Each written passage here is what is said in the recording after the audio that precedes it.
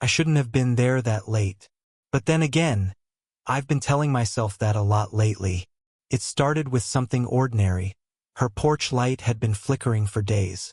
She lived next door, the kind of woman who carried herself with quiet elegance, even when she was just bringing in the mail. Mid-40s, maybe. Sharp lines at the corner of her eyes that made her look both serious and fragile. She'd asked me once, half joking, if I knew anything about old wiring. I said yes too quickly. So here I was, crouched by her wall outlet with a screwdriver in hand, while she hovered nearby. The living room was dim except for a single lamp that barely lit the room. The silence between us wasn't empty. It pressed against my skin, thick, like the air before a storm. "You really didn't have to," she said, standing a little too far away, arms crossed as though keeping herself from coming closer. "I wanted to," I answered, though I kept my eyes on the wires so she wouldn't see the truth written across my face. The truth. I wasn't here to be helpful. I was here because every time she smiled in passing, every time her voice brushed against me in casual conversation, it felt like something inside me shifted. Her house smelled faintly of coffee and rain-soaked wood. I could hear the soft hum of her refrigerator, the ticking of a clock on the wall. She tapped her fingers against her arm, restless. When I glanced up, I caught her watching me, and she looked away too quickly. "Are you always this persistent?" she asked, her voice low. "Only when it matters," I said before I could stop myself.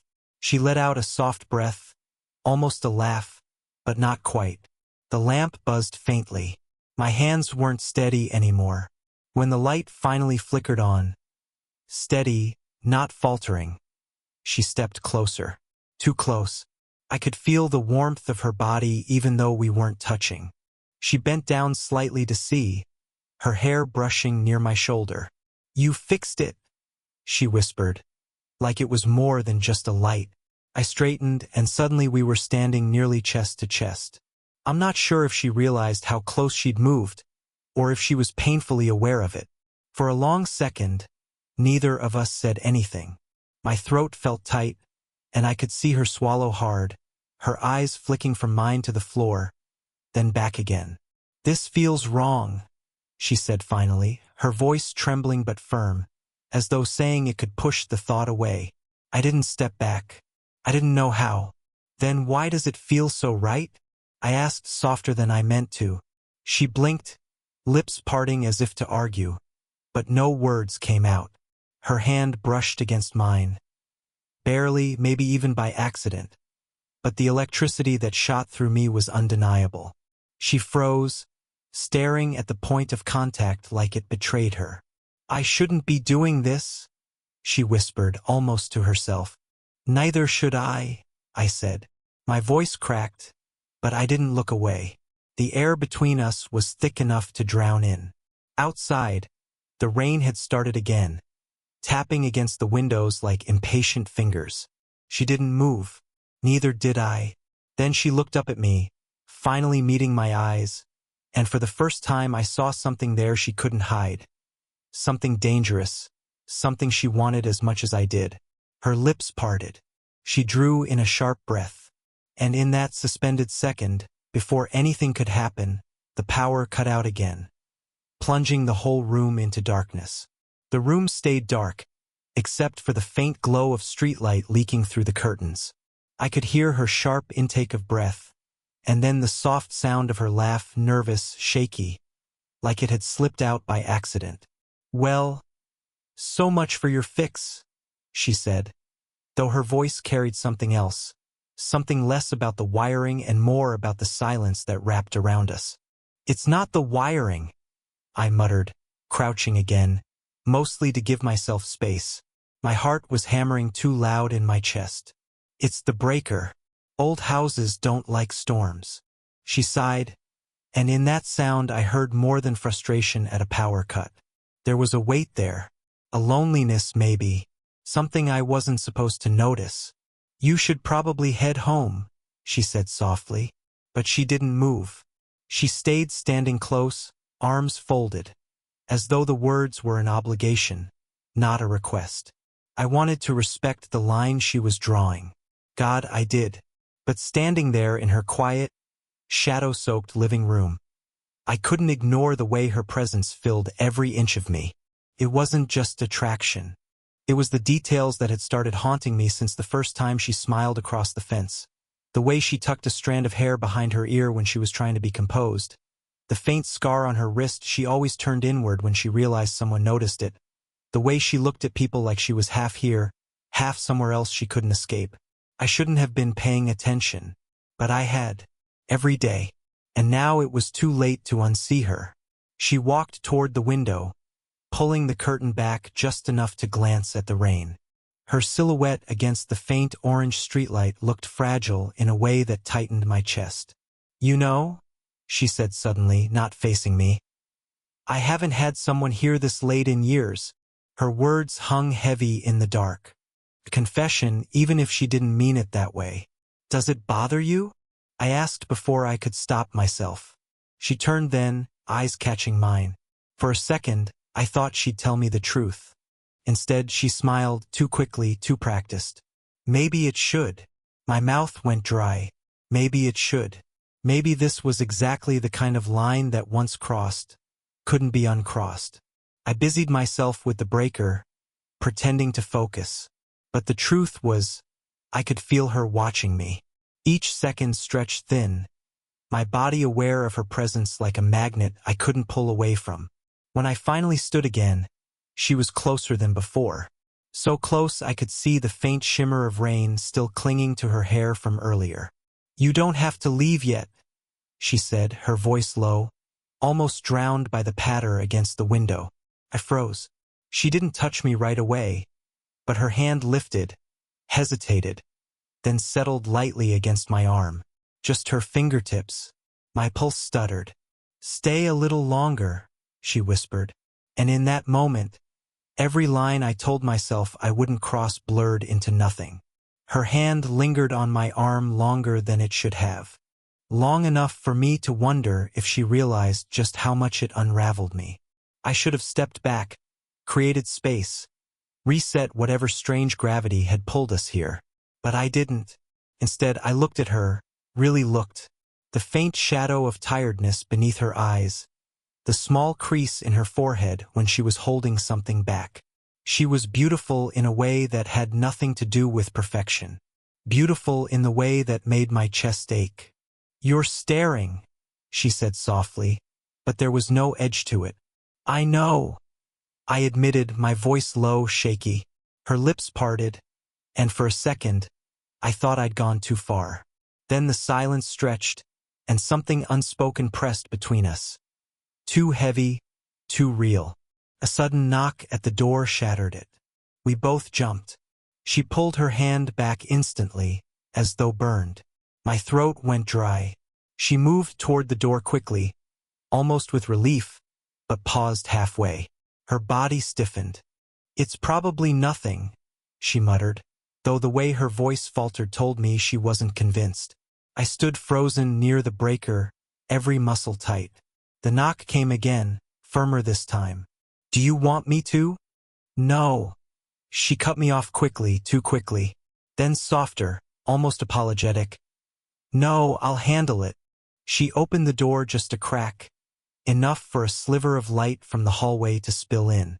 A man's voice drifted through, muffled, casual, maybe a neighbor asking about the power outage.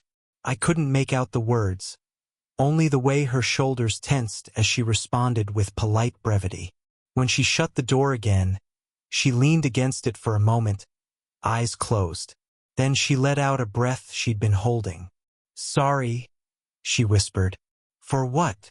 I asked, though my chest was still tight from the interruption. For all of this. She didn't move, didn't look at me. For keeping you here. For... She broke off, pressing a hand to her temple like she could press the words back inside. I should have taken that as my exit. I should have nodded, said goodnight, and left before the air between us swallowed me whole. But I couldn't. Instead, I stepped closer, every part of me screaming to stop, to hold the line and failing. "You don't have to apologize," I said. "Not to me." Her eyes flicked open, locking on mine. For a second, we just stood there, the hum of rain filling the silence. And then, like she couldn't help herself, she whispered, "You make this harder than it should be." The words lodged deep in my chest. I opened my mouth, to confess, to tell her what I shouldn't, but stopped just short. My breath hitched. Her hand twitched like she wanted to reach for me again. We were too close to pretend anymore. The storm outside cracked with thunder, rattling the window. She didn't flinch. Neither did I. And in that fragile, electric pause, it felt like one more word, one more breath, would tip us over the edge. The storm had quieted to a steady drizzle, but inside, the air felt heavier than ever. She hadn't moved since the thunder cracked. I hadn't either. It was as if stepping away would make everything we hadn't said collapse between us, loud and undeniable. Finally, she broke the silence. "You don't understand what this looks like," she said, her voice low, measured, as though she was talking to herself as much as to me. "Then explain it," I whispered, my throat dry. Her eyes narrowed, not in anger, but in the kind of fear that comes with honesty. "I'm older than you, old enough to know better. People already talk." I wanted to laugh at that, but I didn't. Instead, I swallowed the lump in my throat and stepped closer. "You think I care about that? You should." She turned sharply, walking toward the window, gripping the edge of the curtain like it could anchor her. "You're young. You don't realize how quickly something like this can ruin you." I let the words hang. I knew she wanted me to back away. I also knew I couldn't. "You think it's only me who doesn't understand," I said quietly. "But you're here too. You didn't send me home. You let me stay. You—" "Stop." The word cut through the room, sharp and trembling. She spun around, eyes glistening in the dim glow of the streetlight. "Do you think this is easy for me? That I haven't been fighting myself every second you've been in this room?" Her voice cracked at the end, and that sound undid me. I moved closer before I could stop myself, closing the space until she had to tilt her chin up to meet my eyes. "Then why let me stay?" I asked, barely more than a breath. She opened her mouth, then shut it again. Her hand tightened around the curtain, knuckles pale. "Because I don't want you to go," she admitted, so softly I almost thought I'd imagined it. The confession lodged in my chest like a blade. I wanted to reach for her. I wanted to pull her hand away from that curtain and hold it in mine. But instead, I froze, afraid that one wrong move would shatter this fragile, dangerous moment. Her breathing was uneven now, shallow. She looked at me like she hated herself for saying it, like she hated me for hearing it. "I can't," she whispered, shaking her head. "I can't be what you think I am." "And what do you think I see?" I asked. Her eyes softened then, the fight draining out of her for just a second. She didn't answer. She just stared, into me, through me, like I was the last thing she wanted and the only thing she couldn't turn away from. The silence stretched, loaded, unbearable. Her lips parted, not quite forming words. And then, in that fragile quiet, she asked the question that shifted everything. "Tell me, what happens if we don't stop?" Her question, "What happens if we don't stop?" still hung in the air when the shrill buzz of her phone shattered the silence. She jumped, fumbling for it on the table, and I stepped back instinctively, my pulse still pounding from her words.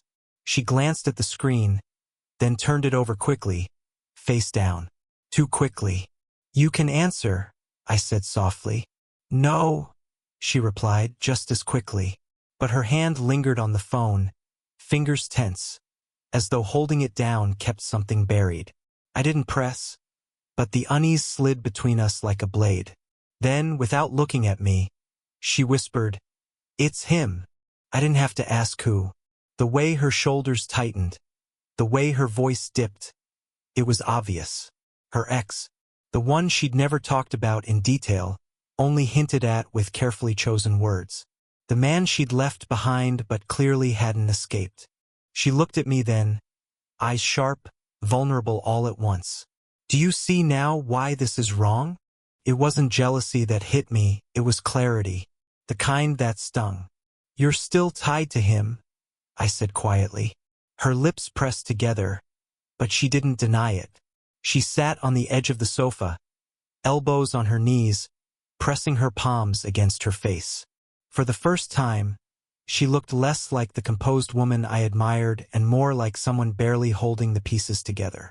I thought I was done, she said into her hands. I thought I was free of him, but every time the phone rings, her voice cracked. I hate that part of me still listens for it. Something inside me twisted. I wanted to hate her for admitting it, but instead, all I felt was the raw ache of wanting to take that weight from her. You don't owe him anything anymore, I said, firmer than I intended. She laughed bitterly, dropping her hands. And yet, here I am, 45 years old, and a single call still makes me feel like I'm 20 again, begging for scraps of love. The honesty in her voice cut me open. I stepped forward before I could think, crouching in front of her. You're not that person anymore. Her eyes searched mine, wide and wet, as if trying to decide whether to believe me. Then, almost in a whisper, she said, "And what am I to you?" The question hit harder than I expected. My chest tightened. Could have lied, made it easy. But I didn't. You're the first person who makes me feel like I'm not invisible, I admitted. The words tumbled out before I could take them back. Her lips parted, trembling with something I couldn't name. She reached out, fingers brushing mine, fragile and fleeting. Then the phone buzzed again, louder this time, insistent. She snatched it up, not to answer, but to power it off, the screen going dark in her hand. When she looked back at me, her voice was steady, though her hands shook. Then maybe it's time I stop answering. The room felt different after she shut off the phone. Quieter, heavier, like we were finally standing without shadows between us. She still held the phone in her hand, staring at the blank screen like it might light up again if she dared to breathe. But it didn't. And in that silence, I saw her shoulders drop. For the first time, she looked lighter, even if only by an inch. You shouldn't be here, she said, though the fight had gone out of her voice.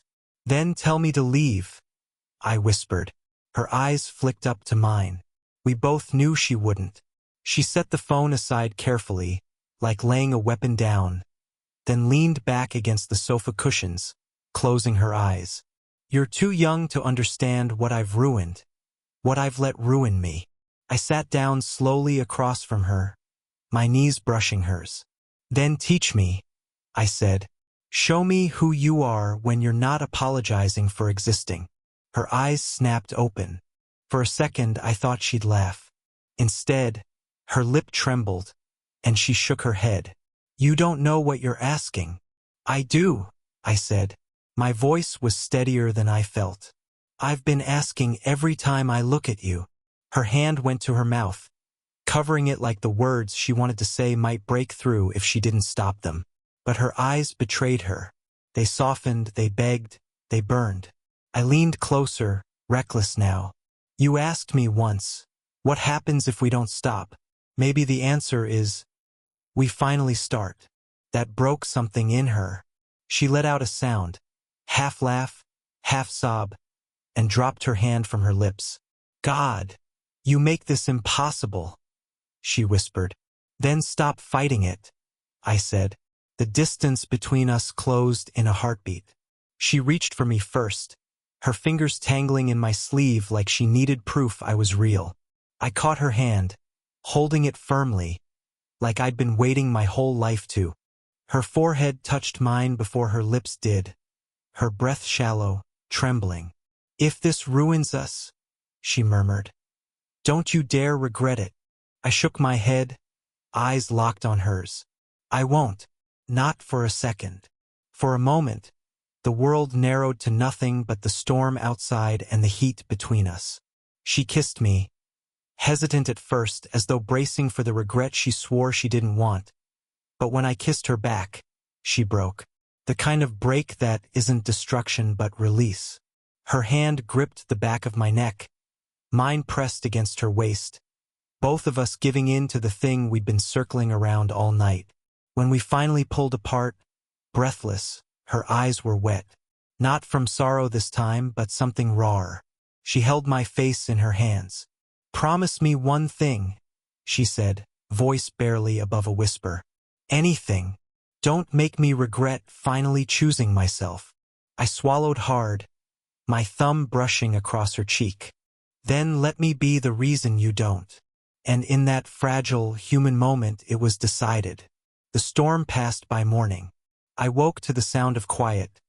No thunder, no rain against the window, just the faint hum of her refrigerator finally kicking back to life. She was already up, standing near the kitchen counter, her hands wrapped around a mug of coffee. When she turned, her eyes found me instantly, soft but guarded, like she was still deciding if what happened between us belonged to the night or the day. I sat up slowly, unsure if I'd overstayed my welcome, unsure if I was allowed to feel the warmth still lingering between us. "Do you regret it?" I asked, the question leaving my mouth before I could soften it. She blinked, then set the mug down carefully. "No," she said. A pause. "Do you?" I shook my head. "Not for a second." Her shoulders eased at that, and something in the air shifted. The fear was still there. It would probably never vanish completely, but alongside it was something steadier, something neither of us could pretend away anymore. She walked over, sitting across from me. Her hand rested on the table, close enough for me to reach if I dared. "Last night, it wasn't about fixing a light or keeping company. It was about me choosing not to answer a phone I've been chained to for years. Do you understand what that means?" I nodded. "It means you chose yourself." Her lips curved, not quite a smile, more like relief. She reached for my hand then, this time without hesitation. And maybe, for once, I didn't do it alone. We sat there like that, hand in hand, no need for grand declarations. The truth was quieter, but heavier. I wasn't her escape. She wasn't my forbidden secret. We were two people who had stopped lying to ourselves, even if it took longer than it should have. "I don't know where this goes," she admitted, her thumb brushing mine. "We'll be judged. Maybe we'll hurt each other. Maybe this will burn out faster than we want. Or," I said gently, "maybe we stop worrying about what everyone else thinks and just see what happens." Her laugh was soft, genuine this time. "God, you're too young to sound that wise. Or maybe you're just tired of being the only one carrying the weight," I said. Her eyes held mine for a long moment, and when she finally leaned across the table to kiss me, it wasn't desperate like the night before. It was steadier, promise fragile but real.